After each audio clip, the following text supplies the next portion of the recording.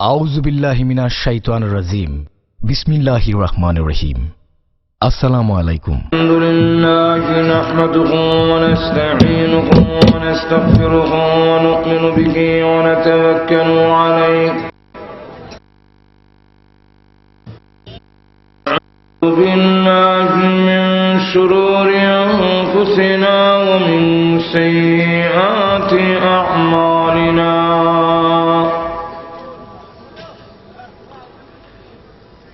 من يهده الله فلا مضل له ومن يضلله فلا هادي له ونشهد أن لا إله إلا الله وحده لا شريك له ونشهد أن سيدنا ومولانا محمدا عبده ورسوله الذي أرسل إلى الناس كافة بشيرا ونذيرا وداعيا إلى الله بإذنه وسراجا منيرا. أما بعد فقد قال الله تعالى في كلامه المجيد وفرقانه الحميد. أعوذ بالله من الشيطان الرجيم. بسم الله الرحمن الرحيم. إنا عرضنا الأمانة على السماوات والأرض والجبال فأبين أن يحملنها وأشفقن منها وحملها الإنسان إنه كان ظلوما جهولا. بارك الله لنا ولكم في القرآن العظيم ونفعنا وإياكم بالآيات والذكر الحكيم. صلى الله على سيدنا ومولانا محمد وعلى آله وأصحابه وسلم. صلى الله على سيدنا ومولانا محمد وعلى آله وأصحابه بلغ العلا بكماله كشف الدجى بجماله حسنت جميع خصاله صلوا عليه.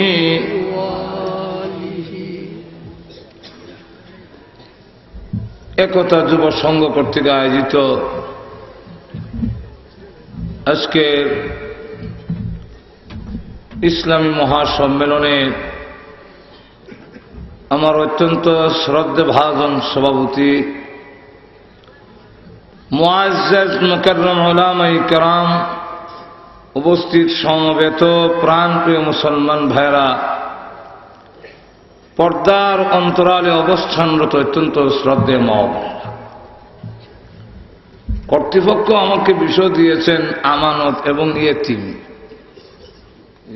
একটার সাথে একটা মিল নাই। আমানত এবং ইয়েতিম এই দুই বিষয়ের উপর আলোচনা করার জন্য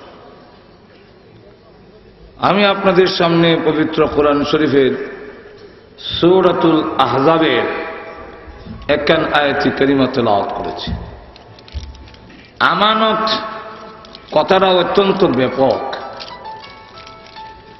আমানত যে জিনিস, একটা হলো আল্লাহ রাব্বুল আলামিনের দেওয়া আমানত। আল্লাহ রাব্বুল আলামিনের পক্ষ থেকে আমাদেরকে যে সমস্ত নিয়ামত দিয়েছেন, আমাদের দেহের মধ্যে যত জিনিস দিয়েছেন, এগুলো সবগুলো হলো আল্লাহর দেওয়া আমানত। আমানতের এই এক ব্যাখ্যা হলো মহান আল্লাহ রাব্বুল আলামিনের পক্ষ থেকে যে শরীয়ত দেওয়া হয়েছে, সেই শরীয়ত আল্লাহর দেওয়া আমানত। আমানতের একটা ব্যাখ্যা হলো মহান আল্লাহ রাব্বুল আলামিনের পক্ষ থেকে যে আমাদেরকে কোরআন শরীফ দিয়েছেন, এই কোরআন শরীফও আল্লাহর পক্ষ থেকে দেওয়া আমানত। আল্লাহ রাব্বুল আলামিন আমাদেরকে যে সমস্ত দায়িত্ব দিয়েছেন, সেই দায়িত্ব পালন করাটাও আমানতের অন্তর্ভুক্ত। আমাদের কাছে যদি কেউ কোনো জিনিস রাখে, সেই জিনিস রাখাটাও আমানতের অন্তর্ভুক্ত। যদি কেউ কোনো কথা বলে আর এই কথা বলে যে কারো কাছে বললেন না, সেটাও আমানত। যেমন কোরআন শরীফের এক আয়াতের দিকে লক্ষ্য করলে বোঝা যায়, বনি কুরাইজার বেলায় কি সিদ্ধান্ত নেওয়া হবে। হুজুর সাল্লাল্লাহু আলাইহি ওয়াসাল্লাম মক্কা থেকে হিজরত করে মদিনায় আসার পরে মদিনার 3টা গোত্র ছিল ইহুদি। একটার নাম বনি কুরাইজা, একটার নাম বনি কায়নুকা, একটার নাম বনি নাজির। এই 3 গোত্রর সাথে আল্লাহ রসুল চুক্তি করেছিলেন যে কেউ তোমাদেরকে হামলা করলে আমরা তাদেরকে সহযোগিতা করব না,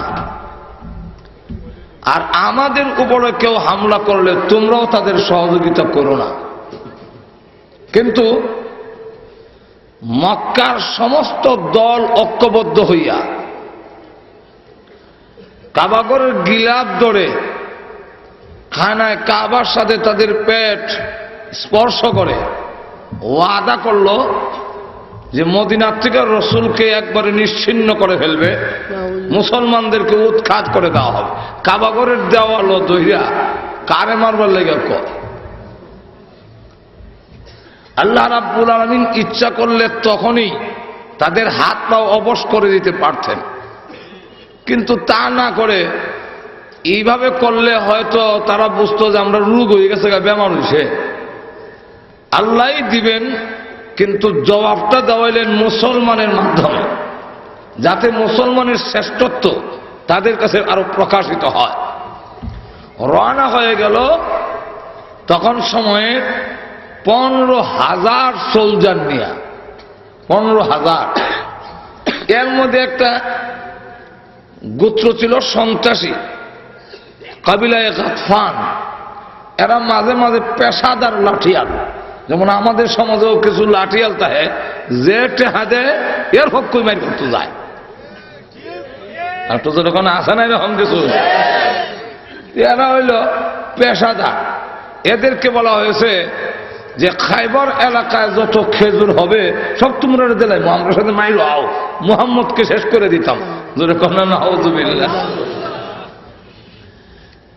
15,000 সোলজার, এর মধ্যে 4,000 সোলজার ছিল যারা এক একজনে 1,000 সৈন্যের মোকাবেলা করতে পারে। এই অবস্থায় আল্লাহর নবী বিশ্বনবী রাহমাতুল্লাহ আমিন পরামর্শ করলেন কি করা যায়, এদেরকে কিভাবে ঠেকানো যায়। একদিকে প্রচন্ড শীত, 2 নম্বর হলো দেশের মধ্যে দুর্ভিক্ষ একটু অভাব, 3 নম্বর হলো গাছের মধ্যে খেজুর ভাগ্যে রয়েছে, এই ফাঁকনা খেজুর তুই কেন যে ঝুমাই করতো।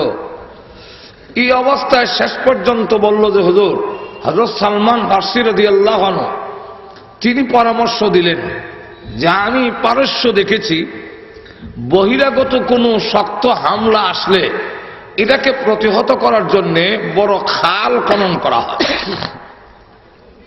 তাহলে আমরা একটা খাল খনন করে নিতে পারি যাতে করে হেরার ট্যাকেল দেওয়া যায়। শুরু হইল 3.5 মাইল লম্বা, 15 হাত, 10 হাত গভীর, 15 হাত প্রশস্ত। এই খাল খনন করার জন্য 10 হাত জায়গা 40 জন লোক দেওয়া হইল এই মাটি কাটার জন্য। এর মধ্যে বিশ্বনবী রাহমাতুল্লিল আলামিন নিজেও মাটি কাটায় অংশগ্রহণ করলেন। কেমন দুর্ভিক্ষ এবং অভাব, মাটি যারা কাটেন, এদের মধ্যে একজন সাহাবী গিয়া বললেন, ইয়া রাসূলুল্লাহ, পেটের খিদায় লক্ষ্য করে দেখেন আমার পেটে পাথর বেঁধে রেখেছি। আর ওই সাহাবী বলেন, আমি যখন রসুলের কাছে গেলাম, গিয়া দেখি রসুলকে ভালো করে চিনা যায় না, কারণ ধুলা বালু সমস্ত শরীর ভরে গেছে। তো আল্লাহ রসুল বলেন, তোমার পেটে একটা পাথর, আর আমার পেটের দিকে তাকায় দেখো আমি বিশ্বনবী 2টা পাথর বেঁধে রেখে দিয়েছি। এইভাবে খাল খনন করার কাজ চলছে। কিন্তু যিনি পরামর্শ দিলেন যে খাল খনন করলে প্রতিহত করা যাবে, উনার বংশের মধ্যে আল্লাহ এমন হাত্তর হলায় দিলেন যেটা উঠানো অসম্ভব না। আবার রসুলের দাগ দেওয়া, এর ভিতরে তো খনন করতে হবে, দাগটা ডিঙ্গায় যাওয়া সম্ভব না, এটার ভিতরে যেতে হবে। কিন্তু এত বড় পাথর পড়েছেন, এটাকে সরানিও সম্ভব না, ভাঙ্গাও সম্ভব হইতেছে না। আল্লাহ নবীর কাছে গিয়ে বললেন, বিশ্বনবী রাহমাতুল্লিল আলামিন তার হাতের কুদালের উল্টা পিঠ দিয়ে কোরআনের আয়াত তেলাওয়াত করেন। আর যখন নাকি আঘাত করলেন, এমন জোরে আঘাত যে আল্লাহ নবী বিশ্বনবীর গায়ে এই পৃথিবীর 4000 পালোয়ানের শক্তি দেওয়া। তো বিশ্বনবী এমন জোরে আঘাত করলেন, যার পরে আগুন জ্বলে উঠল। রসুল তখন বললেন আলহামদুলিল্লাহ। আবার যখন আঘাত করলেন, আগুন জ্বলে উঠল, পাথর টুকরা হয়ে গেল। আর রসুল আবারও বললেন আলহামদুলিল্লাহ। সাহাবীরা জিজ্ঞাসা করেন, ইয়া রাসূলুল্লাহ, আলহামদুলিল্লাহ বললেন কেন? তখন আল্লাহ রসুল বলেন, আমি যখন আঘাত করলাম, আগুন জ্বলে উঠেছে, তখন পারস্যের রাত আমার চোখের সামনে আল্লাহ তুলে ধরেছেন। আর জিবরাইল আমার কানে কানে বলল, সেই দিন বেশি দূরে নয়, পারস্য আপনার উম্মতের পায়ের তলে এসে যাবে। আবার যখন আঘাত করলাম আর আগুন জ্বলে উঠল, তখন রোমের রাজপ্রাসাদগুলো আমার চোখের সামনে তুলে ধরা হইল। জিবরাইল আমার কানে কানে বলল, সেই দিন বসে দূরে নয়, রোম ও আপনার উম্মতের পায়ের তলে আসবে। ওই যে বিল্ডিং দেখা যায়, এটা আপনার উম্মতের পায়ের তলে আসবে। রসুল এই কথা বলার পরে মুনাফিকরা তো একবারে হট্ট হাসিয়ে ফেটে বললেন, বলে শুনতে মুখে হাসি ভাই, পেটে খাওয়ান নাই, পিঠ গুড়ার কাপড় নাই, আর রোম এবং পারস্য স্বপ্নে দেখে এটা নাকি এসে যাবে। আল্লাহ সঙ্গে সঙ্গে তার জবাবে কোরআনের আয়াত নাযিল করলেন। কি আয়াত? আল্লাহ বলে দিলেন, এদেরকে বলে দিন, এরা এই হট্ট আসার কোনো অর্থ দরকার নাই, কারণ পৃথিবীর রাজত্বের মালিক আমি আল্লাহ। মালিক কে? আল্লাহ। قل اللهم مالك الملك تؤتي الملك من تشاء وتنزع الملك ممن تشاء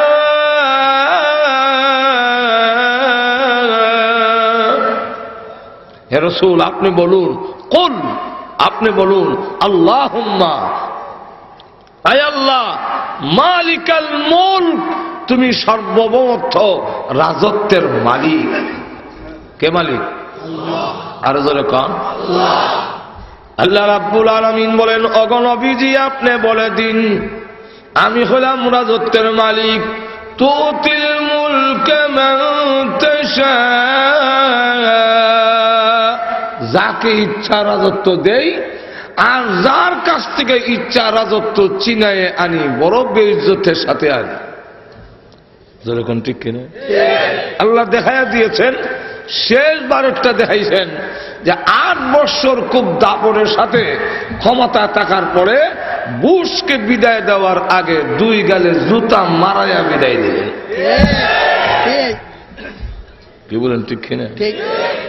যাক, তো এখন এই সুযোগে ইহুদিদের সাথে যে চুক্তি ছিল, এরা কয় আর চুক্তি রক্ষা করে লাভ নাই, মুহাম্মদ এখন থাকবেই না, তাহলে আর চুক্তির দরকার কি? তারা চুক্তি ভঙ্গ করে ফেললো। সাহাবাই কারাম এত পেরেশান হইলেন, আল্লাহর নবী এত পেরেশান হয়েছেন, জিন্দেগিতে এত পেরেশান কোনোদিন হন নাই। বিশ্ব নবী পর্যন্ত 4 ওয়াক্ত নামাজ পড়তে পারেন নাই, ফরজ নামাজ আদায় করতে পারেন নাই। আম্মাজান আয়েশা রাদিয়াল্লাহু আনহা বলেন, আমি হুজরা শরীফে তাঁবুর ভিতরে ছিলাম, আল্লাহর রাসূল 1 মাস পর্যন্ত বিছনায় শুতে পারেন নাই। এত পেরেশান আল্লাহর রাসূলকে আমি জিন্দেগিতে কোনোদিন দেখি নাই।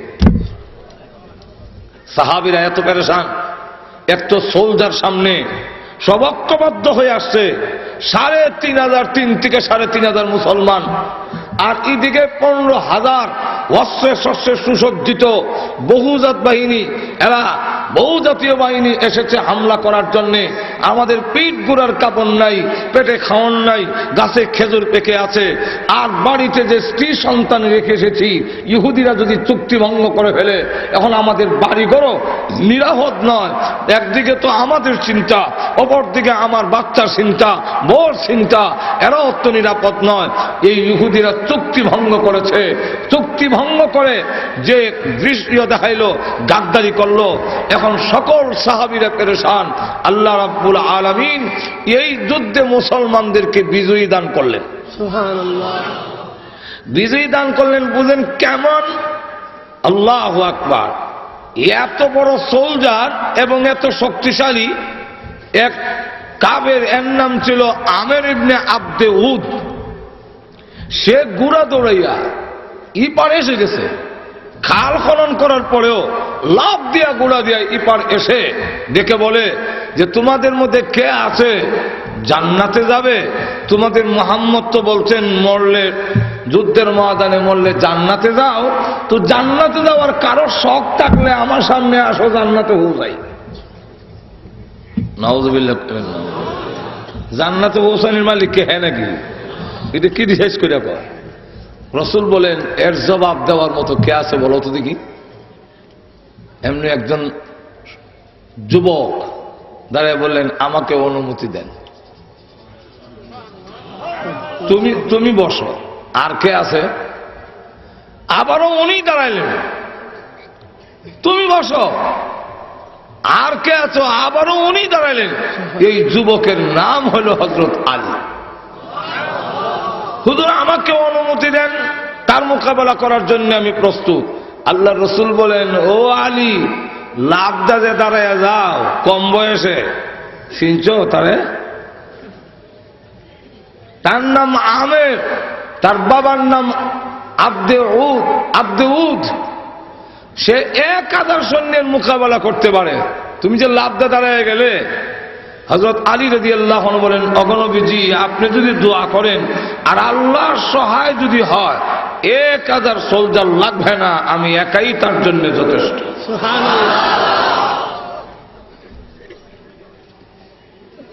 আল্লাহ রাসূল অনুমতি দিলেন। তার সামনে হযরত আলী গেলেন। সে ডাক দেয়া কয়, তুমি তো আবু তালেবের ছেলে, তোমারে চিনি, তুমি আমরার দেশের ওই এই দেশের হেক্টর ভাড়াও। হযরত আলী রাদিয়াল্লাহু আনহু বলেন, দেখ বেহুদা কথা বলার জন্য আসি নাই, শোনার জন্য আসি নাই। মুসলমান বেহুদা কথা বলে না। যে কাজে আইছি কাজ আরম্ভ কর। তখন কয় তাহলে তুমি আগে করো, কম বয়স তোমার। হযরত আলী রাদিয়াল্লাহু আনহু জানায় দিলেন, শোনো, মুসলমান কোনদিন কারো উপরে আগে অস্ত্র ধরে না। তুমি যদি অস্ত্র ধরো তখন আমি প্রতিহত করব। তাহলে ঠিক আছে, হামলা সামলায়ও। এমন প্রচন্ড আঘাত করছে, হযরত আলী রাদিয়াল্লাহু আনহু ঢাল সামনে ধরল, কিন্তু ঢাল মাঝখান দিয়ে দুই টুকরা। হযরত আলী রাদিয়াল্লাহু আনহুর মাথার পাগড়ির উপরে এসে যখন আঘাত করলো, পাগড়ির পেশ খেটে তরবারি মাথার ভিতরে ঢুকছে, রক্ত বের হয়ে মাথার পাগড়ি এবং দাড়ি সহ রক্তে লাল হয়ে গেছেন। এবার হযরত আলী রাদিয়াল্লাহু আনহু বলেন যে আমি তোমার উপরে হামলা করব, তোমার শক্তি থাকলে তা ফিরাইও। নারায়ে তাকবীর, আল্লাহু আকবরের ধ্বনি দিয়া উপর থেকে যখন তরবারি উঠাইয়া খালি নিচের দিকে নামাইছে, আল্লাহু আকবার, এমনি সে ঢাল ধরছে, ডাল মাঝখান দিয়ে দুই ভাগ, তার মাথার উপরে বসছে, লাকড়ি যেভাবে দুই ভাগ এইভাবে ছেলে হয়ে গেছে। ঘোড়ার উপরে বসছে, ঘোড়াও দুই টুকরা। আরেকটা আইছিল সাহায্য করার লেগে, এটাই দশা দিকে এটা উঠে দিছে দৌড়। হযরত আলী রাদিয়াল্লাহু আনহু বলেন, দেখ দৌড়িস না, আল্লাহর বাগের সামনে পড়লে শয়তানের ছাগল ছুটতে দেখতে পারে না। তারও শেষ করলো। এইভাবে হযরত আলী রাদিয়াল্লাহু আনহুকে যে এই বিজয় হলো, এই শক্তি, এটা তার নিজস্ব নয়, আল্লাহ রাব্বুল আলামিনের সাহায্য। মুসলমানের শক্তির সাথে আল্লাহর শক্তি যোগ হইয়া মুসলমানকে বিজয়ী দেওয়ার জন্য এটা মহান আল্লাহর সাহায্য। এইভাবে কোন নামে মুসলমান বিভিন্ন লম্বা কাহিনী, এটা বলা আমার উদ্দেশ্য না। আমার উদ্দেশ্যটা আমানতের কথাটা কইতাম। এই আল্লাহর নবী এই যুদ্ধ থেকে বিজয় হইয়া যখন ঘরে ঢুকলেন, সবে মাত্র ঘরে ঢুকছেন, সব সাহাবীরা আসছেন বড় ক্লান্ত হইয়া। এমনি আম্মাজান আয়েশা বলেন, শুনি দাহিয়া কালবি আল্লাহর নবীকে ডাকেন। রাসূলও খুব তাড়াতাড়ি বের হয়ে গেলেন। আমি উকি দিয়া দেখলাম দাহিয়া কালবির সাথে বিশ্বনবী কথা বলতেছেন, আর আমি মনে মনে খুব রাগ হইলাম যে দাহিয়া কালবি অত বড় বেয়াদব কেমনে হইল যে আল্লাহর রসুলকে ঘর থেকে ডেকে নিয়ে কথা বলে। আমি রসুল আয়েশা জিজ্ঞাসা করব, কোন সাহাবী তো রসুলকে এইভাবে ডেকে ঘর থেকে বের করেন না। আয়া কি ডাক দেয়, অগনবীজি অস্ত্র জমা দিলেছেন। আল্লাহর নবীকে জানায়া দিলেন, অগনবীজি আপনারা কি অস্ত্র জমা দিলেছেন, আপনার সাহাবীরা কি অস্ত্র জমা দিলেছে? আল্লাহ রাব্বুল আলামিনের কাছে ওই খন্দকের যুদ্ধে, জঙ্গে আহজাবের মধ্যে যে সমস্ত সাহাবাই ফেরেশতারা অংশগ্রহণ করেছিলেন, তারা এখনো অস্ত্র জমা দেয় নাই। আপনি ঘোষণা করে দেন, বনি কুরাইজার কাছে না দেওয়া পর্যন্ত কেউ যেন আসরের নামাজ না পড়ে। রাসূল ঘরে আসলেন। আম্মাজান আয়েশা বলেন, হুজুর এই দাহিয়া কালবিও তো বেয়াদব কেন হইল? রাসূল বলেন, তুমি কি দাহিয়া কালবিরে দেখছো? বলে, আপনার যে ডেকে নিল দাহিয়া কালবিরে নিছে, তুমি কেমনে বললা? হুজুর আমি ওই গোরের ফাঁক দিয়ে দেখছিলাম, দেখে আপনি দাহিয়া কালবির সাথে কথা কইতেছেন, মারতাছেন। আল্লাহ রাসূল বলেন, দাহিয়া কালবি না, জিবরাইল। তো সাহাবীরা যারা যায়, এরা রাস্তায় গিয়া দেখেন লোকজন দাঁড়ানো, আর তোমরা কেমনে খবর হইলা? দাহিয়া কালবি তো খবর দিয়ে গেছে, রেডি হইতাম, রাসূল আইতাছে। এখন লক্ষ্য করে দেখেন, ওই বনি কুরাইজাদের গাদ্দারির কারণে আল্লাহর পক্ষের অর্ডার তাদেরকে ঘেরাও করলো, গাদ্দারি হল ওখানে। এখন সাহাবায়ে কেরাম বিশেষ সাহাবীরা বসছেন, এখানে যা সিদ্ধান্ত হবে এটা কারো কাছে বলা যাবে না, রুদ্ধতার বৈঠক, কেউ কাছে বলবা না, কথাটা আমানত রাখবা, কেউ কথাটা প্রকাশ করবা না। এখন ইগেনের মধ্যে একজন ছিল, এই সাহাবীর নাম হলো আবু লুবাবা। কি নাম? আবু লুবাবা। আবু লুবাবা রাদিয়াল্লাহু আনহু এই বৈঠকে ছিলেন এবং সিদ্ধান্ত হয়েছে যে আমরা এখানে যা আলোচনা করছি এটা বাহিরে প্রকাশ করা যাবে না, এই কথাটা আমানত। কিন্তু বনি কুরাইজাদের সাথে ওনার একটা আত্মীয়তার সম্পর্ক ছিল। এরা যখন জিজ্ঞাসা করলো যে রুদ্ধতার বৈঠক হইয়া আমাদের ব্যাপারে কি সিদ্ধান্ত হয়েছে, উনি মুখে না কইয়া শুধু ইশারায় দেখাইলেন, খাড়ি লইব। আল্লাহর ওয়ার্ডার হইল 20 বছর পর্যন্ত বয়সের যত যুবক আছে খাড়ি লাউন, আর বুড়া যা আছে সব বন্দি করে লাও। এই সিদ্ধান্ত হয়েছে। সঙ্গে সঙ্গে উনি বলেন, আল্লাহ আমি তো আমানতের খেয়ানত করে ফেলেছি, আল্লাহ আমি তো অন্যায় করেছি। উনার 2টা হাত মদিনার পিলারের সঙ্গে নিয়ে বাঁধছে। রাত ঘুম হারাম করলেন, খাওয়ান বন্ধ, পান করা বন্ধ। আল্লাহ আমাকে মাফ করে দাও। রাত ঘুমায় না, শুধু চিৎকার দেয়, প্রভু অন্যায় করেছি, অপরাধ করেছি, মেহেরবানি করে মাফ করে দাও। এমন জোরে জোরে সারা রাত চিৎকার দিয়ে তিনি কান্না শুরু করেছেন। মদিনার মসজিদে নববীর আশেপাশে যাদের বাড়িঘর, তারা কেউ রাত্রে আর ঘুমাইতে পারে না। আল্লাহর নবীর কাছে এসে বলেন, ওগো নবীজি, আবু লুবাবার জন্য আল্লাহর কাছে একটু বলুন, মহান আল্লাহ যেন আবু লুবাবার জিন্দেগীর গুনাহ মাফ করে দেয়। কারণ তার চিৎকারের কারণে আমরা ঘুমাইতে পারি না। আল্লাহ কোরআনে বলেছেন, ওয়ালাউ আন্নাকুম ইযলামু আনফুসাকুম জাউকা ফাস্তাগফিরুল্লাহ ওয়াস্তাগফারা লাকুমুর রাসূল লাওয়াজাদুল্লাহা তাওয়াবার রহিমা। তোমরা যদি নিজের উপরে কোনো জুলুম করো, অন্যায় করো, আর নবীজির কাছে এসে আল্লাহর কাছে ক্ষমা চাও, বিশ্ব নবীকে দিয়ে যদি ক্ষমা চাওয়াইতে পারো, তাহলে নিশ্চয়ই মহান আল্লাহ তোমাদের তওবা কবুলকারী, তিনি তওবা কবুল করবেন। তাই সাহাবীরা এসে বলেন, ইয়া রাসূলুল্লাহ, আবু লুবাবার জন্য আল্লাহর কাছে বলুন, আল্লাহ রাব্বুল আলামিন যেন তার তওবা কবুল করে নেন।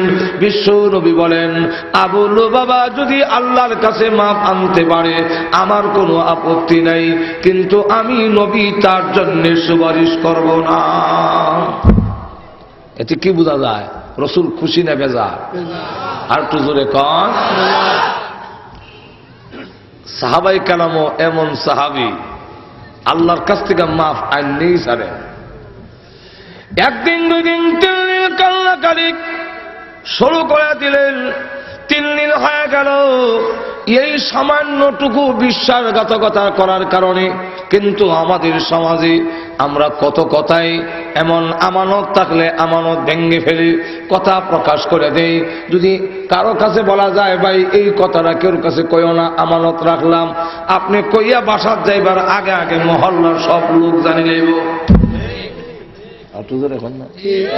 আমাদের সমাজে আবার এমনও আছে, আমরা অনেক কথাটা কই এই কারণই কইয়া আবার একটু তাকিদ দিয়ে দিই, ভাই বা চাচা এটা কেউ কাছে কইলেন না, চাচা এটার অর্থ হইল তাড়াতাড়ি খবরটা বুঝাইতাম, এর লেগে ওনারা কইলাম, চাচা এটা কেউ কাছে কই না, এরকম কইলে এটা তাড়াতাড়ি হচ্ছে। ঠিক কিনা? আমানতের খেয়ানত, বিশ্বাসঘাতকতা, এটা মুমিনের লক্ষণ নয়, এটা মুনাফিকের লক্ষণ।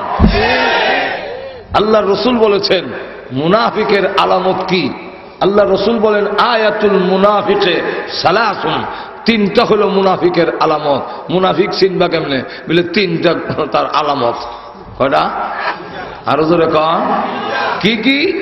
1 নম্বর হইল ইদা হাদ্দাসা কাযাবা, যখন কথা বলে মিথ্যা বলে। এই চরিত্র এখন আমরার মধ্যে আসেনি, আর তো জোরে এখন আসেনি।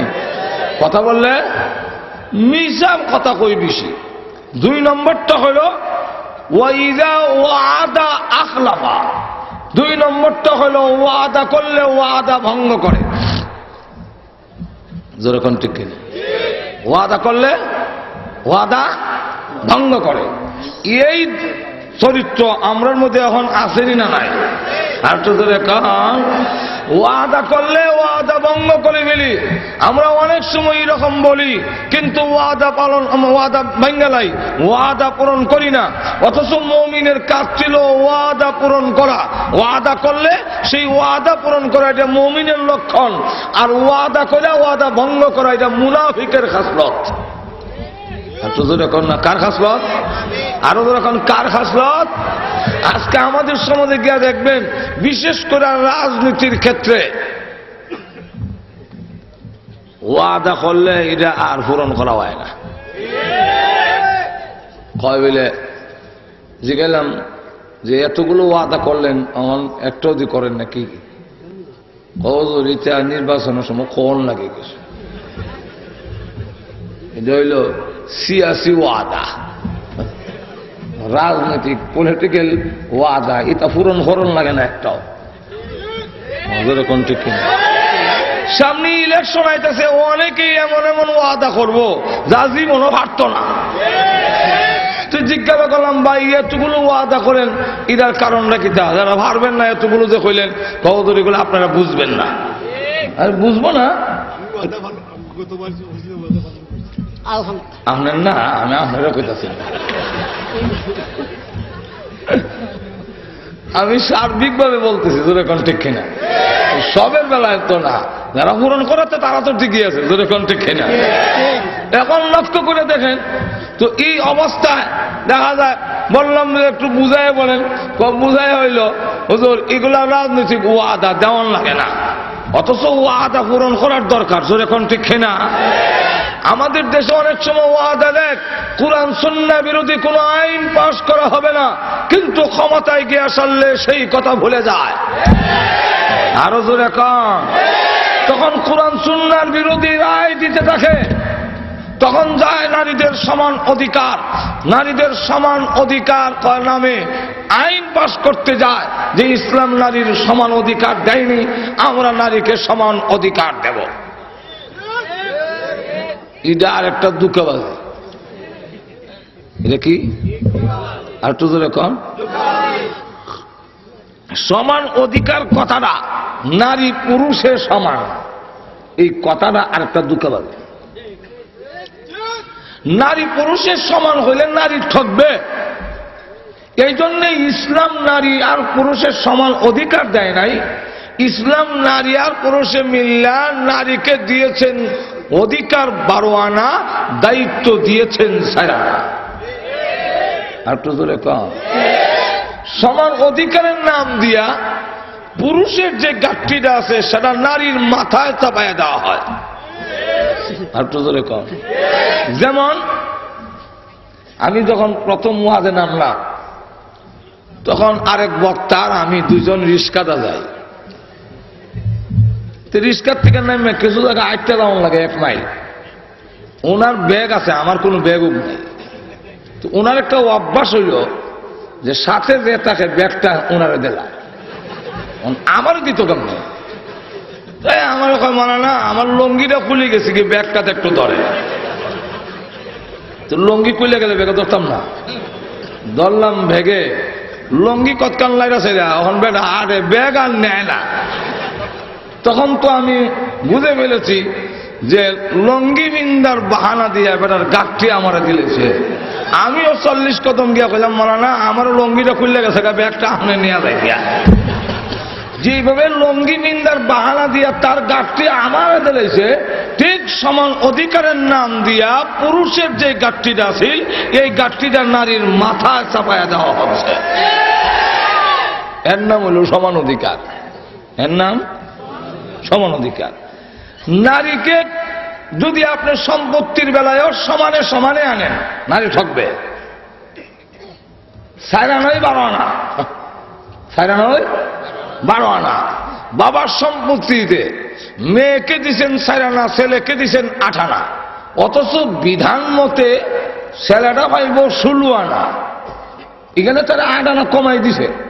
আর নারী 1 আনাও হয় না, নারীকে দিয়েছেন 4 আনা, না হওয়ার ঘরও 4 আনা, আর ছেলেটা 16 আনা হওয়ার মধ্যে পাইছে 8 আনা। এই জন্য ইসলাম ধর্ম ছাড়া খ্রিস্টান ধর্মের বাবার সম্পত্তি নারীর অধিকার নাই, ইহুদি ধর্মে অধিকার নাই, তারপরে হিন্দু ধর্মের নারীর বাবার সম্পত্তির কোনো অধিকার নাই। ইসলাম দিয়েছেন সারানা, কিন্তু এরপরও ইসলাম নিয়ে তাদের গাত্রধা, ইসলাম নিয়ে যন্ত্রণা। এতে বোঝা যায় আসল উদ্দেশ্য তাদের ভালো না, তারা ইসলাম সহ্য করতে পারে না। নারীর অধিকার দেওয়া উদ্দেশ্য না, উদ্দেশ্য হলে ইসলাম সহ্য হয় না। আর তো কর না। এখন লক্ষ্য করে দেখেন কেমনে পুরুষের 3 হালত, নারীরও 3 হালত। পুরুষের প্রথম ছেলে, এরপরে স্বামী, এরপরে বাপ। নারীর বেলায়ও প্রথম মেয়ে, এরপরে বউ, এরপরে মা। আর তো এখন ঠিক কিনে ছেলে যখন ছেলে থাকে 15 বছর বয়স হওয়ার পরে বাবার কোনো দায়িত্ব নাই, ওয়াজিব নয় যে তার বিয়া করে তো তার খরচ বহন করত। যদি করে আলহামদুলিল্লাহ, না করলে ওয়াজিব না। তাহলে ছেলে বড় হইয়া রুজি কইরা এরপরে বিয়া করত, তাহলে বিয়ার খরচটা তার মাথার। আর তো কন। কিন্তু মেয়ের বেলায় ইসলাম ঘোষণা দিয়েছেন 15 বছর বুঝি না, 20 বছর বুঝি না, 25 বছর বুঝি না, যতদিন পর্যন্ত আরেকটা ছেলের হাতে হস্তান্তর না করবে ততদিন পর্যন্ত তার বিয়ার খরচ, তার খাওয়ানোর খরচ, তার কাপড় চোপড়ের খরচ, তার শিক্ষার খরচ, তার চিকিৎসার খরচ সম্পূর্ণ বাবার উপরে ওয়াজিব। তাহলে পুরুষটা ছেলে থাকা অবস্থায় খরচ আছে, নারী কিন্তু মেয়ে থাকা অবস্থায় খরচ নাই, সব খরচ বাবার মাথার দিলেছে। একটু জোরে কর না। 2 নম্বরটা হইল ছেলেরা এখন স্বামী হইল, স্বামী হইলে খরচ তার। ইসলাম দিয়েছে বউর কাপড় চোপড়, তারপরে স্নো পাউডার যা লাগে সব তুমি দিবা। এমনকি শ্বশুর যদি আসে দৌড় দিয়া ইলিশ মাছ গিয়ে আনবা, এটা তোমার পকেট থেকে, বউরে হন দিত না, তোমার বাপ আছে 10 টাকা দাও। কতটা বুঝছেন নি ব্যাপারটা?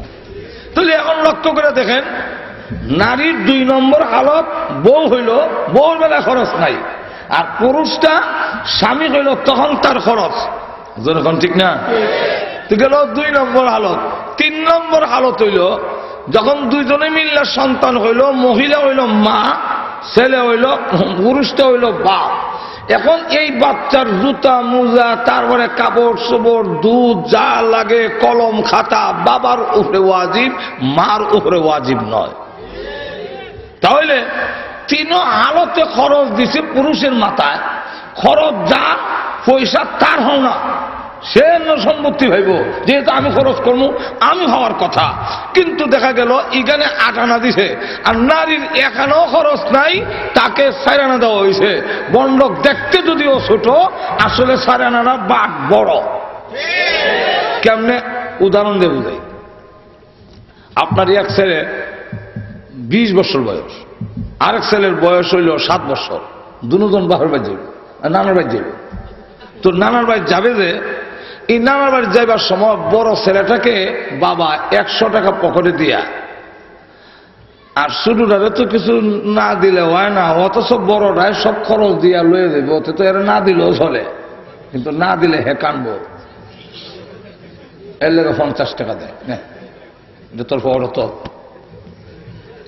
আবার বড়টারে কয়ে দিছে নানার বাড়ি যাইতে গেলে রিক্সা ভাড়া, টেম্পু ভাড়া, বাস ভাড়া, রাস্তার যদি আইসক্রিম খাওয়ান লাগে, চিপ খাওয়ান লাগে, তোর এখান থেকে খাইস, এর 50 ধরিস না।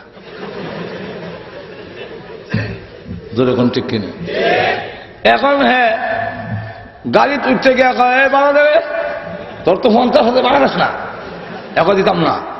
বলে কেন গাড়িতে রাস্তা তো দিবি না? আমি দিতাম। হ্যাঁ তুমি দিবা দিকে তো তোমার বন্ধক বড় 100 আর আমার 50। জোরে কোন ঠিক কিনা?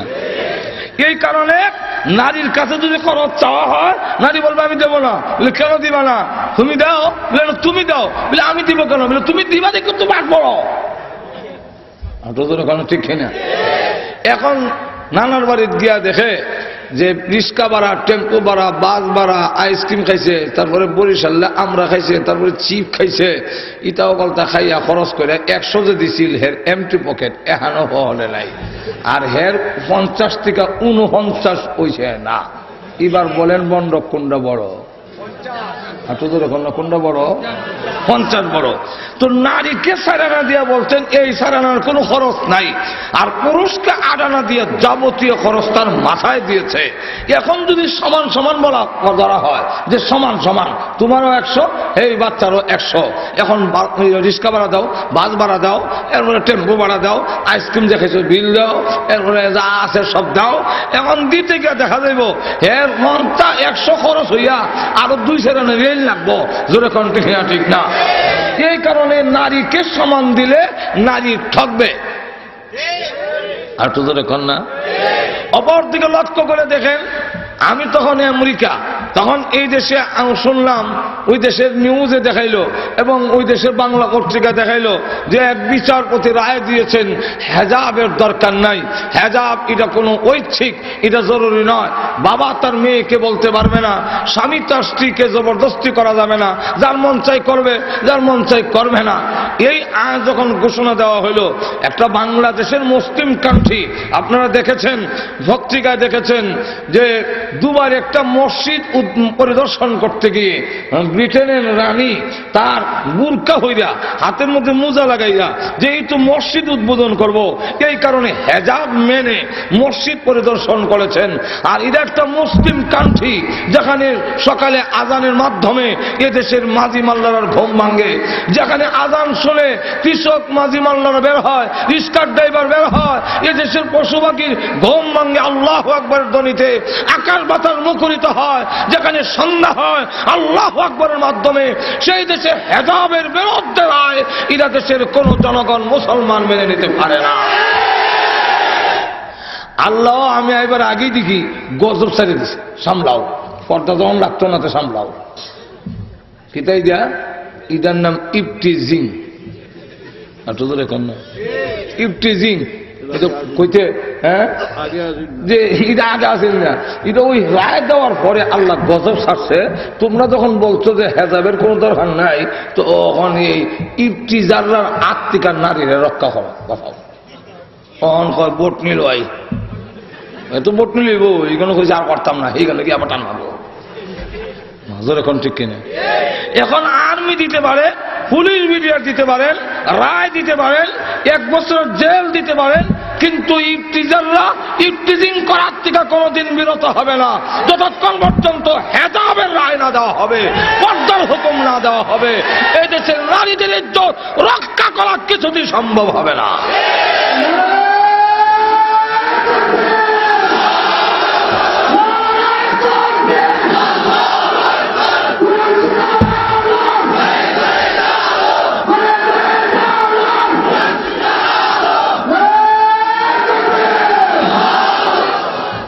আমার লক্ষ্য করে দেখেন, বিলাই নাকের আগে সুটকি লটকাইয়া যদি আইন দেওয়া হয়, এই বিড়াল সুটকির যদি মুখ লাগাবি 50টা বেদ, এইরকম আইন দিলে বিলাই ঠেঙ্গ মানত। আরো বিলাই কব যে এমন আইন করছে হের 50টা দমন দরকার, এমন নির্বুত কেন। নজর এখন ঠিক না? পাতিলার ভিতরে সুটকির একটা ডাকনা দিয়া এরপরে আইন করো, যদি মুখ লাগাবি তাহলে কিন্তু বেত লাগাইব। যেরকম ঠিক কিনা? ঠিক তেমনি ভাবে নারীগুলোকে স্নো পাউডার, আলতাল খাতরা লাগাইয়া, উঁচা জুতা আর টাইট পিট পোশাক পরিধান করাইয়া যুবকদের নাকের ডগার আগে দিয়ে আহন যাওয়ানের ব্যবস্থা করে দিব। এরপরে যদি আইন করে যুবকরা ধরবি না, ইফটিজিং করবি না, এটা যুবকের ঠেঙ্গ মানত না।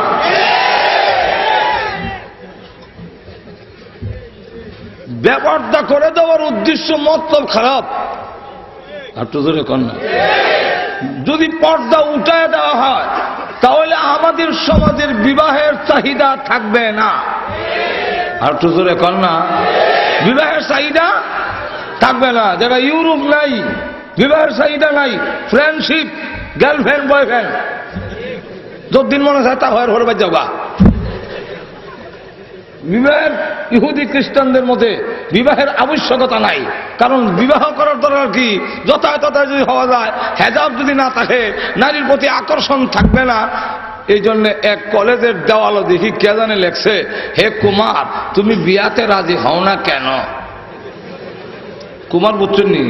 ফাইট রাজে বানায় হে কুমার না, কিন্তু যে বিয়া করছে না পুরুষরা কয় কুমার, মহিলারা কয় কুমারী। এখন হে কুমার তুমি বিয়াতে রাজি হও না কেন? কোন বাটফারে জানে আবার জবাব লিখে গেছে নিচে দিয়া। জবাবটা কি? পরের দিন আবার দেখি জবাব লেখা। জবাব কি লেখছে? সস্তায় যেখানে দুধ পাওয়া যায় গায়ে ফালে খে। ঘুমাই গেছেন কেন? অর্থটা বুঝছেন না? সস্তায় যদি দুধ পাওয়া যায়, গাভী ফালার যন্ত্রণা কাণ্ড করে লইতো। ইদার গোবর ফালাও, হানি খাওয়াও, ঘাস খাওয়াও, এই যন্ত্রণা লই এক কিটা। দুধ তো সস্তায় পাওয়া যায়, যেরকম ঠিক কিনা? ঠিক তেমনি ভাবে নারী যদি যথায় তথায় পাওয়া যায়, নারী যদি যথায় তথায় পাওয়া যায়, আমাদের সমাজে চাচ্ছে এখন বিজয়ী কনসার্নের নামে এবং বিভিন্ন আনন্দ উৎসবের নামে ভারত থেকে নর্তকী এনে অর্ধল্যাংটা করে নাচ দিয়ে এদেশের যুবকদের চরিত্র এবং ইফতিজিং বন্ধ করা যাবে না। এখন লক্ষ্য করে গিয়ে দেখেন, আল্লাহু আকবার, তো যদি পর্দা না থাকে, নারী যদি যথায় তথায় পাওয়া যায়, তাহলে যুবকরা নারীর বোঝা কাঁধে নেওয়ার আবশ্যকতা থাকবে না। আর তো জোরে কম। আর এটা থাকবেই, এটা মানুষের চরিত্র, এটা কইলো কাম হইতো না, অটোমেটিক আইন দিল দেবো। মানুষের কিছু মজ্জাগত জিনিস আল্লাহ দিয়ে দিচ্ছেন, যেমন আপনার কপালও যদি খাদ্য নিয়ে ধরে, ঘুমোতে দেখবেন আত অটোমেটিক যায়। আপনি ঘুমো আত যায়, আতকে খাওয়ান লাগে না, খাদ্য হয়ে দেয়। যেরকম ঠিক কিনা? আমি মুখের মধ্যে যদি তেঁতুল দিয়া আপনারা সরকারের সামনে কিছু জিব্বা টাক্কর দেই, অটোমেটিক আপনার মুখে তো হানি উঠব। অনেকের তো মনে হয় উঠে গেছি কি। এখন যদি কেউ কয় আমার উঠে না, তো এটার অর্থ দুইটা। একটা হইল হের লম্পট, স্বীকার করে না। আর একটা হইল হের জিব্বার দোষ আছে, এটা চিকিৎসা করণ দরকার। ঠিক তেমনি ভাবে নারী দেখলেও পুরুষের আগ্রহ হবে, এটা আল্লাহর জন্মগত দেওয়া। সুতরাং এদের থেকে রোধ করতে হলে মাঝখানে পার্টিশন, হেজাব, পর্দার দরকার। আর তো কর না।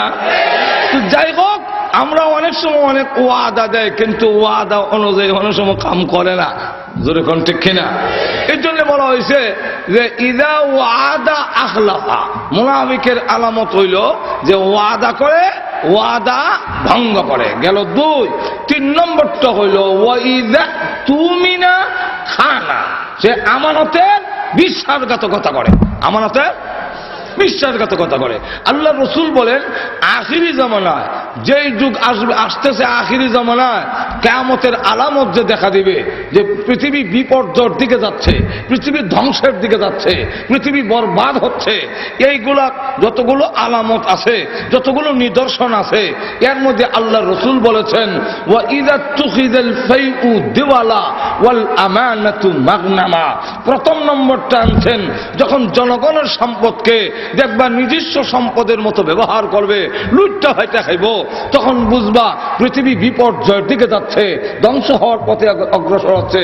2 নম্বরটাই আনছেন ওয়াল আমানাতু মাগনামা, আল্লাহ দেওয়া আমানতকে যখন সে খিয়ানত করবে, গনিমত মনে করবে, তখন পৃথিবী বিপর্যয়ের দিকে যাবে, ধ্বংস হয়ে যাবে। জ্ঞান বিজ্ঞানে উন্নত হইবা ঠিক, কিন্তু পৃথিবীর মধ্যে শান্তি থাকবে না। আর তো জোরে কন। তুই বলতেছিলাম আবুল্লু বাবার ঘটনা মনে আছে তো আপনারা? আর তো জোরে কন না। এই যে একটা অপরাধ করলেন, ইশারা ইঙ্গিতে কথাটা ছিল যে এই কথা এখানে রুদ্ধতার বৈঠক, এখানে যা সিদ্ধান্ত হয়েছে এই সিদ্ধান্তরা কারো কাছে বলবে না। উনি মুখে না বললেও আকার ইঙ্গিতে যে বলে ফেলেছেন, উনি ইশারা দিয়ে বললেন, এতে দেখেন কি অনুতপ্ততা, আর রসুল কি পরিমাণ নারাজ হয়েছেন। সকল অন্যদের জন্য দোয়া করে কিন্তু আবু লুবাবার জন্য করে না। আল্লাহর নবী পৃথিবীর থেকে বিদায় হওয়ার পরেও রওজা শরীফ থেকেও এমন ঘটনা আছে, মুহাম্মদ ইবনে হারব আল হেলালি রাদিয়াল্লাহু নামক একজন সাহাবী, তিনি অনেক দূরে পাহাড়ি এলাকায় থাকেন, সেখান থেকে আসলেন মদিনায় রসুলের কাছে সুপারিশ করবেন আল্লাহর কাছে। কিন্তু উনি এসে জানতে পারলেন আল্লাহর নবী পৃথিবীতে নাই। সাহাবায়ে কেরাম রসুলের রওজা দেখাই দিয়েছেন, এই যে রওজা শরীফে বিশ্ব নবী ঘুমায় আছে। মুহাম্মদ ইবনে হারব আল হেলালি রাদিয়াল্লাহু আনহু তিনি গিয়ে কান্না শুরু করে দিলেন, ওগো নবীজি আপনি বিদায় হয়ে গেলেন, আমার জন্য কে বলবে? আল্লাহর নবী রওজার পাশে কেউ যদি গিয়া সালাম দেয়, রাসূল বলেন আমি নিজ কানে শুনি, মান সাল্লা আলাইয়া ইনদা কবরি সামিতুহু, আমি নিজ কানে তার সালাম শুনি। দূরবর্তী কোথাও থেকে যদি সালাম দেয় আমি রাসূল গিয়া আনার দরকার নাই। আম্মার ইবনে ইয়াসির থেকে বর্ণিত হাদিস, আল্লাহর নবী বলেন যে আমার জন্য আল্লাহ স্পেশাল ভাবে একজন ফেরেশতা তৈরি করেছেন। পৃথিবীতে যতগুলো মাখলুক আছে ততটা কান তাকে আল্লাহ দিয়েছেন। আর ওই ফেরেশতাকে আমার ইন্তেকালের পরে আমার রওজার পাশে টাওয়ারের মতো দাঁড় করে রাখবে। মোবাইল টাওয়ার যেইভাবে দাঁড়ায় থাকে, কারো বাড়িতে যেতে হয় না। আপনারা মৌলভীবাজারের ভিতরে যতগুলো মোবাইল আছে খালি টিপ দিলে ওই টাওয়ারের মধ্যে গিয়ে বাড়ি লাগে, টাওয়ারে যায়, টাওয়ার গিয়ে আনতে হয় না। একটা টাওয়ার মানুষের তৈরি, এরা যদি কোথাও যাওয়ার লাগে না, মোবাইল সব নেটওয়ার্ক টান দিয়ে ধরে। আল্লাহর নবীকে এতটুকু ক্ষমতাও নাই, নবীজি কোথাও যাওয়ার লাগে না। আল্লাহর নবীর জন্য ফেরেশতা দাঁড় করে দিয়েছেন। পৃথিবীর যেই কোনো প্রান্তে নবীজির দুরূদ সালাম পড়বে, নবীর গুণকীর্তন গাবে, ওই ফেরেশতার কানের মধ্যে আওয়াজ লাগে, বাড়ি লাগে, নাম ঠিকানা সহ সঙ্গে সঙ্গে বিশ্ব নবীর রওজাতে পৌঁছাইয়া দেওয়া। এটাই হলো নবীর শান, নবীর মর্যাদা। নবী ঘরে ঘরে একটা আনন্দ, নবীর শান না। আর তো জোরে কর না, নবী আসবে কেন? মাথার তার ছিঁড়ে গেছে নাকি? নবী আসার দরকারটা কি? নবীর দাম কি আমরা থেকে কম? আর তো জোরে কর। এবং নবীর গুণকীর্তন গাই, নবীর প্রশংসা করি, এটা কি নবীর লাভ না আমরা লাভ? আর তো জোরে কর। দরকার কি আমরা না নবী? তাহলে যার দরকার হ্যাঁ না বোঝাই তো নবী আইনি তোকে। এটা আমি একটা এক্সাম্পল দিয়ে বোঝাই। এক মাহফিলে যাব, বড় লেখা, তো কোন দিক দিয়ে মাহফিলে যাবো রাস্তাটা আমিও চিনি না, ড্রাইভারও চিনি না। একবারে চেয়ারও বই দিছে দোকান, আমার ড্রাইভারে ডাক দিছে, ও ভাই একটু দিকে। এবার এখানে কেলে গাইতা, কেলে গাইতা, রাস্তাটা জিগাইতাম কোন দিকে যাবো। রাস্তা যেখানে তোমার দরকার, তুমি আর নাই, আমি যেতে পারি। আমার ওইটা থেকে হাসি, আমি বিশ থেকে বইয়া কইলাম ঠিক কইছে রে, তুই গাছি গায়ে। আর মনে মনে কইলাম ও আদের একটা বয়ান হইলাম। চেয়ার থেকে বেড়া এনো ডাকে, ড্রাইভারের ডাকে, তোমার দরকার তুমি আর নাইবা। তো আল্লাহর নবী আমরা ডাকাই তো কেন? বিশ্ব নবীর তো আল্লাহর ঘরে সম্মান, জোরে কোন ঠিক না? তাহলে আমরা কেন? এই জন্য আমরা দোয়ার মধ্যে বলি, আল্লাহ আমরা দুরুদার সালাম বিশ্ব নবীর রওজাতে পৌঁছাইয়া দাও। আর তো জোরে কোন ঠিক কিনা? তো আল্লাহর নবী রওজা থেকে সব শুনে রওজার পাশে গিয়ে সালাম দিলে মুহাম্মদ ইবনে হারব আল হেলালি গড়িয়ে যখন কান্না শুরু করেছে, একবার উঠে দেওয়া, আবার জমিনে গড়ায় দুলা বালু উড়াইয়া দেয়। নবী গো আপনি পৃথিবীর থেকে বিদায় হয়ে গেলেন, আমি জানিও না।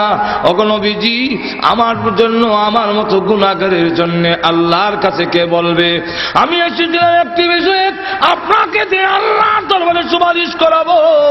ওগো নবীজি আপনি পৃথিবীর থেকে বিদায় হয়ে গেলেন, অস্থির বেকরার হয়ে যখন কান্দে, এমনি শুনে রওজা শরীফ থেকে আওয়াজ আসতেছে, এ মুহাম্মদ ইবনে আর কান্দিস না, আমি রওজা শরীফ থেকে তোমার জন্য আল্লাহর কাছে দরখাস্ত করেছি, মহান আল্লাহ তোমার দরখাস্ত মঞ্জুর করে নিয়েছে।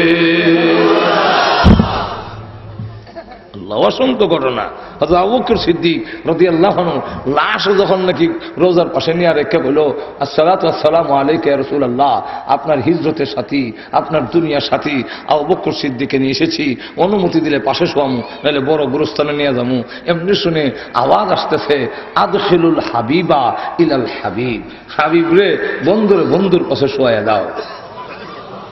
আটু জোরে কন্যা সুবহানাল্লাহ। আল্লাহর নবী সেই নবী আবু লুবাবার জন্য বলে না, কেন খেয়ানত করলো, কেন আমানতের খেয়ানত করেছে? আমানত খেয়ানত করার জঘন্যতম অপরাধ, কবিরা গুনার মধ্যে মালের আমানত, কথার আমানত, দায়িত্বের আমানত। আল্লাহ রাব্বুল আলামিন যতগুলো আমানত দিয়েছেন, ওই আমানতগুলো আদায় না করা, বিশ্বাসঘাতকতা করা, এক তো মুনাফিকের আলামত, কবিরা গুনাহ। যদিও মুনাফিক আমাদেরকে বলা যায় না, খাসলত আমাদের মধ্যে মুনাফিকের এসেছে। এই গুণগুলো যদি আসে, কেউ কিন্তু আবার ডাইরেক্ট গিয়ে আমরা মুনাফিক পেয়েন না। ঘুমাই গেছেন নাকি? আচ্ছা তো দেখুন, কোন মানুষ যদি মিশা হতা হয়ে যায়, তো তার ডাইরেক্ট ওই মুনাফিক মুনাফিক কোথাও না, এর মধ্যে খাসলত মুনাফিক। আচ্ছা তো দেখুন না, ডাইরেক্ট মুনাফিক করে আবার কোন দরবার লাগাবেন, মুনাফিক ডাইরেক্ট বলা যাবে না, এর মধ্যে মুনাফিকের খাসলত এসে বসছে। খাসলত বাদ দিলে তো সে ফাক্কা মুমিন। আর তো জোরে কন না। আর হেরা হইলো আকীদাগত মুনাফিক। যাক, ওই দিকে আমি যাব না।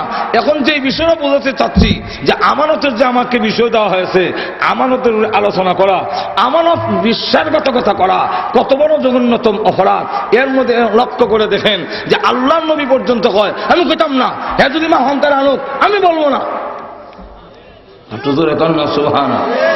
আবু লুবাবাও কেমন সাহাবী, আল্লাহর দরবারে কান্দে, রাত ঘুমায় না, রাত ঘুমায় না, খায় না, পান করে না। 3 দিন হয়ে গেল, মরণাপন্ন। প্রভু গো, হয়তো মাপ দাও, আর না হয় মরণ হবে। 4র্থ দিনে এমনি গভীর রজনীতে দেখা গেল উম্মে সালমা রাদিয়াল্লাহু আনহার ঘরে আল্লাহর নবী, এমনি আল্লাহর নবীর কাছে আয়াত নাযিল হয়ে গেছে, ইয়া আইয়ুহাল্লাযীনা আমানু লা তাখুনুল্লাহা ওয়ার রাসূল।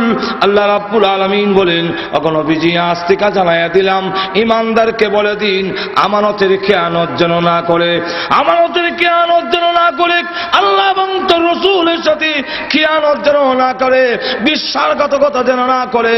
আমি আল্লাহ রাব্বুল আলামিন বিশ্বাসঘাতকদেরকে ছাড় দেই না। ওগো নবীজি আর বলে দিন, আবু লুবাবার তওবা আমি আল্লাহ কবুল করে নিয়েছি। উম্মে সালমা রাদিয়াল্লাহু আনহা বলেন, ওগো নবীজি অনুমতি যদি দেন, আমি আবু লুবাবাকে বলে আসি, রে আবু লুবাবা আর কান্দিস না, আল্লাহ রাব্বুল আলামিন তোমার তওবা কবুল করেছেন। ওগো নবীজি অনুমতি দেন। তখনও পর্দার বিধান নাযিল হয় নাই। ওগো নবীজি অনুমতি দেন, আমি সংবাদটা দিয়ে আসি, কারণ তার চিৎকার কান্নাকাটি করুণ অবস্থা আমিও সহ্য করতে পারি না। ওগো নবীজি এক্ষুনি আমি সংবাদটা দিয়ে আসি। আল্লাহ নবী বলেন, যাও সংবাদ দিয়ে আসো। উম্মে সালমা রাদিয়াল্লাহু আনহা গিয়া বলেন, আবু লুবাবা রে কান্দিস না, আল্লাহ তো তওবা কবুল করে নিয়েছেন। আত্মীয় স্বজনকে বললেন, তোমাদের আবু লুবাবার রশির বান খুলে নিয়ে আসো, লোকটা আধা মরা হয়ে গেছে। আত্মীয় স্বজনরা দৌড়ে গেলেন রশির বান খুলে আনার জন্য, কিন্তু রশিতে হাত দিতে দেয় না।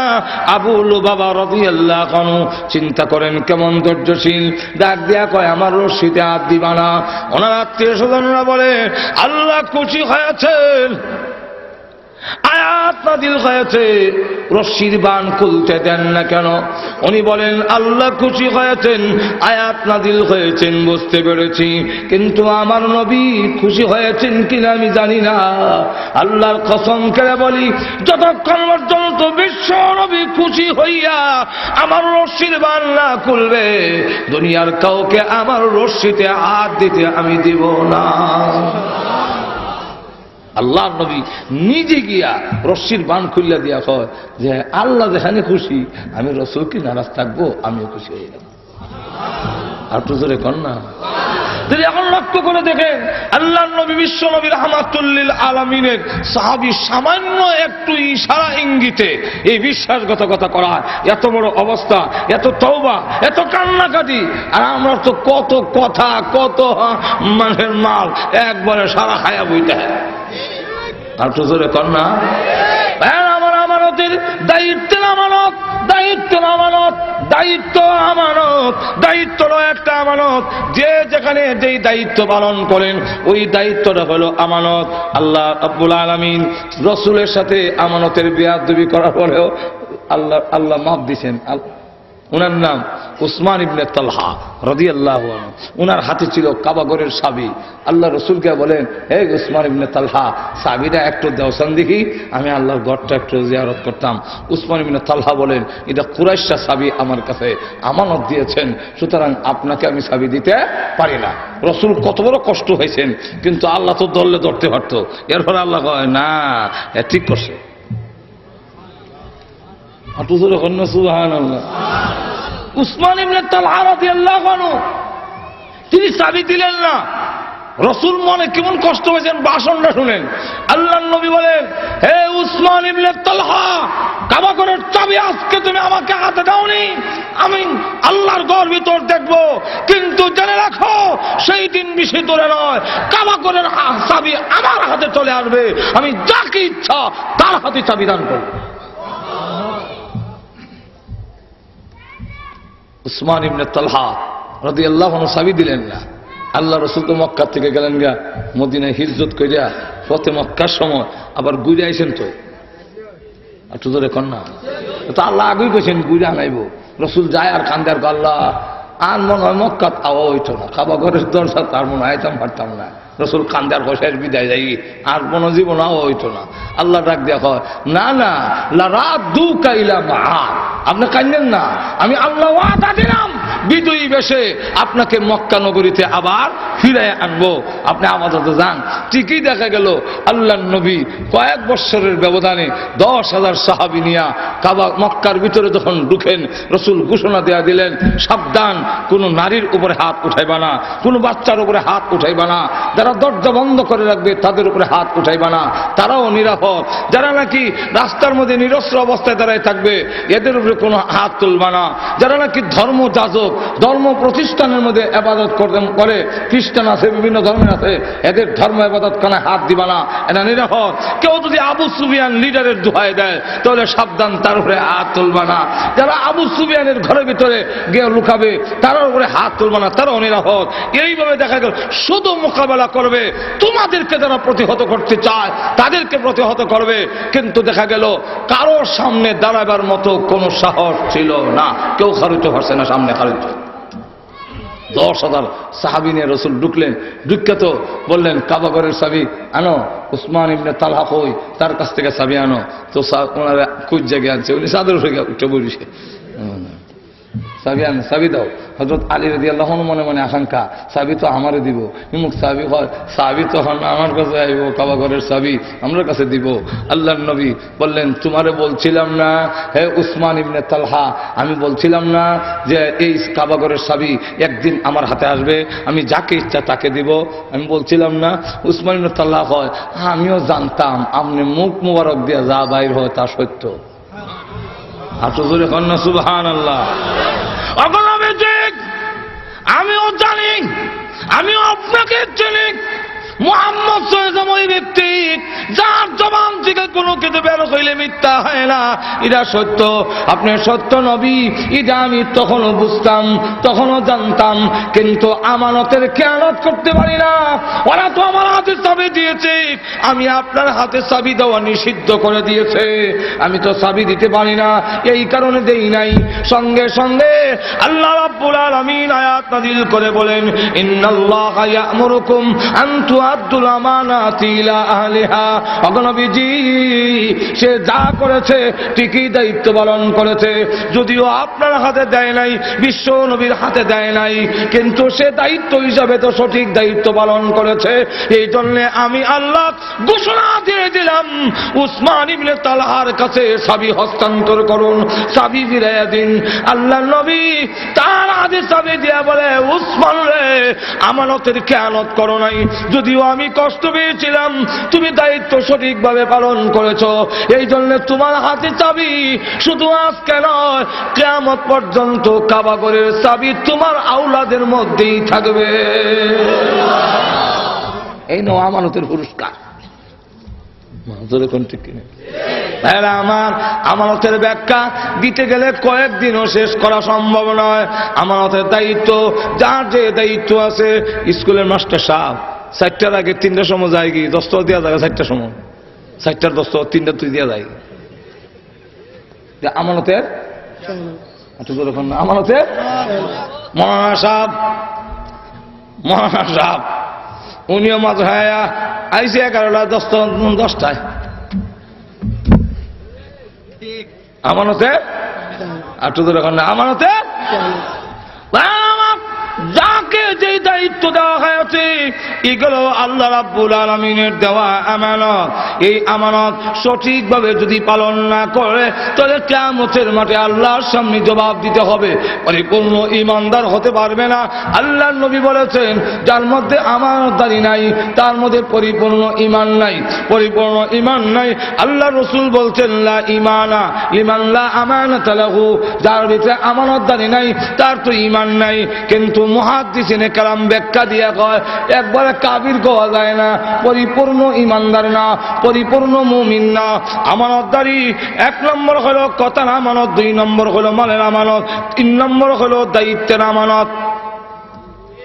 আপনাদের এখন না এই দায়িত্বের ব্যাখ্যাটা আবার অনেক বড়।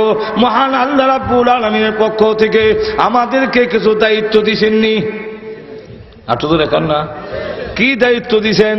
1 নম্বর হলো আল্লাহ রাব্বুল আলামিন আমার মাথা থেকে পা পর্যন্ত সমস্ত অঙ্গ প্রত্যঙ্গ দিয়া এগুলাকে দিয়েছেন, আর বলেছেন সঠিক জায়গায় তুমি ব্যবহার করবা, সঠিক জায়গায় তুমি গলায় ব্যবহার করবা, নিষিদ্ধ জায়গায় ব্যবহার করবা না। এই যে আল্লাহর দেওয়া আমার দেহের মধ্যে যতগুলো আমানত, হাত আল্লাহর দেওয়া আমানত, হাতের মধ্যে শক্তি কার দেওয়া? আর তো ধরে কান। আমার পায়ের মধ্যে চলন শক্তি কার দেওয়া? আমার নাকের মধ্যে ঘ্রাণ শক্তি কার দেওয়া? জিহ্বার মধ্যে কথা বলার শক্তি কার দেওয়া? চোখের মধ্যে দেখার শক্তি কার দেওয়া? আল্লাহ রাব্বুল আলামিন মাথা থেকে পা পর্যন্ত যে সমস্ত অঙ্গ প্রত্যঙ্গ দিয়েছেন, সবগুলো আমাদের কাছে আমানত দিয়েছেন। এই কারণে এর জবাব দিতে হবে। যদি আমানতের খেয়ানত করি, তাহলে আল্লাহ রাব্বুল আলামিনের কাছে অবশ্যই এর জবাব দিতে জবাব দিতে হবে। আল্লাহ রাব্বুল আলামিন যে শরীয়ত দিয়েছেন, ইসলামের বিধিবিধান দিয়েছেন, সেটাও আল্লাহর দেওয়া আমানত। আল্লাহর নবীও ঘোষণা দিয়েছেন, হে উম্মতেরা, আমি চলে যাই, 2টা জিনিস তোমাদের কাছে আমানত রেখে যাই। একটা হলো আল্লাহর কোরআন, আর একটা হলো আমি নবীজির হাদিস। এটাও তোমরা আমানতদারি আদায় করবে, আর না হয় এর জন্য জবাব দিতে হবে। কিয়ামতের কঠিন ময়দানে দায়িত্ব সঠিকভাবে পালন করলাম কিনা? আল্লাহ রাসূল হাদিসের মধ্যে বলেছেন, আলা কুল্লুকুম রাঈন ওয়া কুল্লুকুম মাসউলুন আন রাইয়াতিহি। প্রতিটি মানুষ দায়িত্বশীল। দায়িত্বশীল আর তার দায়িত্ব সম্পর্কে আল্লাহর দরবারে জবাব দিতে হবে। যেরকম হবে কি হবে না? ওয়ার রাজুলু রাইন আলা আহলিহি ওয়া হুয়া মাসউলুন আন রাইয়াতিহি। প্রতিটি মানুষ তার পুরুষ হলো তার পরিবারের রাখাল, দায়িত্বশীল, এই দায়িত্ব সম্পর্কে জবাব দিতে হবে। এইভাবে আল্লাহর নবী বিশ্ব নবী রাহমাতুল লিল আলামিন বলেছেন, কিয়ামতের মাঠে আল্লাহর রেখে দেওয়া, আল্লাহর নবীর রেখে দেওয়া আমানত, কোরআন শরীফ আল্লাহর দেওয়া আমানত, রাসূলের হাদিস শরীফ আমাদের কাছে রেখে দেওয়া, এরা নবীজির রেখে দেওয়া আমানত, এরা সম্পর্কে কিয়ামতের মাঠে এই জন্যই জিজ্ঞাসা করা হবে আমানত আদায় করেছো কিনা। কিয়ামতের কঠিন ময়দানে আল্লাহ রাব্বুল আলামিন যখন লাইনে দাঁড় করাবেন, এলে উম্মতে মুহাম্মদীরা প্রথম জিজ্ঞাসা করবেন লৌহে মাহফুজকে, কোরআন শরীফ কই? জিবরাইল নিয়ে গেছে। আর জিবরাইলকে জিজ্ঞাসা করা হবে, কই নিয়ে গেছো? জিবরাইল বলে, রাব্বুল আলামিন কোরআন শরীফ নিয়ে আলা কালবিকা লিতাকুনা মিনাল মুনদিরিন, আলা কালবিকা আই কলবে মুহাম্মদ সাল্লাল্লাহু আলাইহি সাল্লাম, বিশ্বনবীর সিনার মধ্যে আমি আমানত রেখেছি। কিয়ামতের মাঠে বিশ্বনবীকে জিজ্ঞাসা করা হবে কতটুকু আমানতদারি আদায় করেছেন, জবাব দেন। নবীজি ডাক দিয়ে বলে, ওগো প্রভু, ১৬ লক্ষ সাহাবীর সামনে ভাষণ দিয়া কোরআন শরীফ আমার উম্মতের কাছে আমানত রেখেছি। উম্মত দাঁড়াও, লাইনে দাঁড়াও। সব লাইনে দাঁড়াইছে। রসুল দেখে জবাব দিয়া আমানতের জবাব দিয়ে যেত না। এমন সময় আল্লাহ রসুলকে, আল্লাহ একটু টাইম আমারে দিবেন, কি করবেন? বলে, আমি আদম নবীর কাছে যাব। যান, দিলাম। আদম নবীর কাছে গিয়ে বলবেন, ওগো আদম নবী, এই মাঠে যে লাইনও দাঁড়াইছে আমানতের কাঠগড়ায় জবাব দিবে লেগে, এরা আপনার সন্তান আর আমার উম্মত, তো আপনিও চলেন, আমিও যাই। আল্লাহর কাছে গিয়ে যখন বলবো, আপনি বলবেন এক কথা, আমি বলবো আরেক কথা। আপনি বলবেন, আল্লাহ আমার সন্তানের মাপ দাও, আমি বলবো, আল্লাহ আমার উম্মতের মাপ দাও। কথা তো শুনতে দেখা যায় দুই রকম। ঘুমাই গেছেন কেন? অনেক কথা আছে না শুনতে, কাম একটাও।